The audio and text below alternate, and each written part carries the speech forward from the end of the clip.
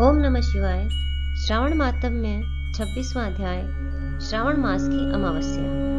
भगवान शंकर सनत कुमार से बोले, अब तुम श्रावण मास की अमावस्या को क्या करना चाहिए उसके बारे में सुनो। मैंने बहुत समय पहले महाबली, पराक्रमी, संसार विध्वंसक, देवताओं को हराने वाले दुष्ट दैत्यों के साथ अपने वृषभ पर सवार होकर संग्राम किया था, परंतु महाबली और पराक्रमी वृषभ ने मेरा साथ युद्ध में कभी नहीं छोड़ा।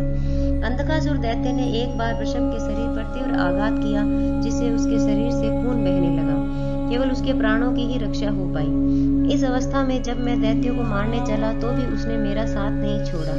मैंने उस समय नंदीश्वर के पराक्रम को देखा कि उसने अंधक दैत्य का अपने सिंगों के प्रहार से वध कर डाला। मैं नंदी के इस कार्य से बहुत प्रसन्न हुआ और मैंने उससे वर मांगने को कहा। तुम जो वर मांगोगे उसे मैं अवश्य पूरा करूंगा।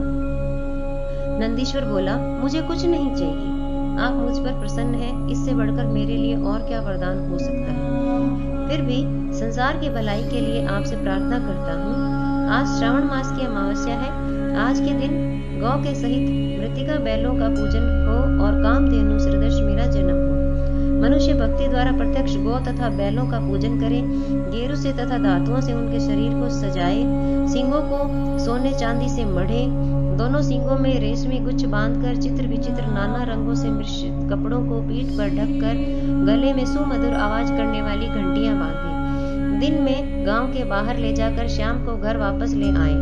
खली बिनोले उन्हें खाने को दे। जो ऐसा करे उनके यहाँ गोधन की समृद्धि हो। मैंने वृषभ से कहा, तुमने जो मांगा है वह सब तुमको अवश्य मिलेगा। जो वृषभ आज के दिन किसी काम में न लगाया गया हो, केवल भूसा खाता हो, पानी पीता हो, उसे पोल कहते हैं। उसी नाम से आज का दिन भी पोल कहा जाएगा। आज का दिन जगत में पोला के नाम से प्रसिद्ध होगा। मनुष्य को आज के दिन सब इच्छाओं को पूर्ण करने वाले बैलों का उत्सव मनाना चाहिए।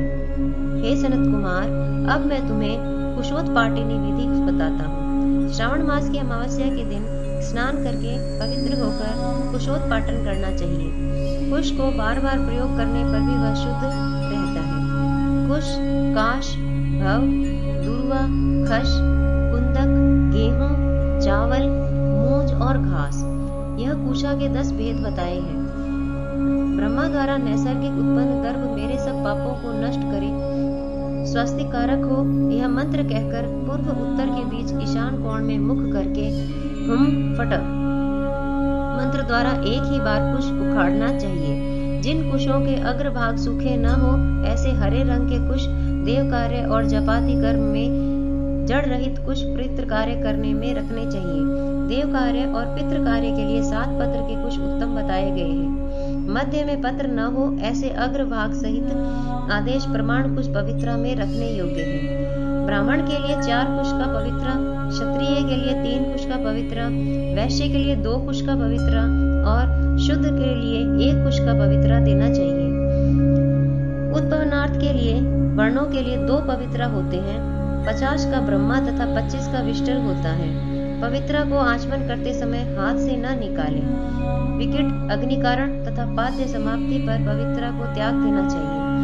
दर्भ तुल्य पुण्यदाता अन्य कोई पवित्रा पापनाशक नहीं है। जितने देव और पितृ कार्य हैं वह सब दर्भाधीन है। अमावस्या के दिन ऐसे दर्भों को स्वीकार करना चाहिए। यह दर्भ कभी बासी नहीं होती। इसी प्रकार श्रवण मातम्य का 26वां अध्याय पूर्ण हुआ। ओम नमः शिवाय।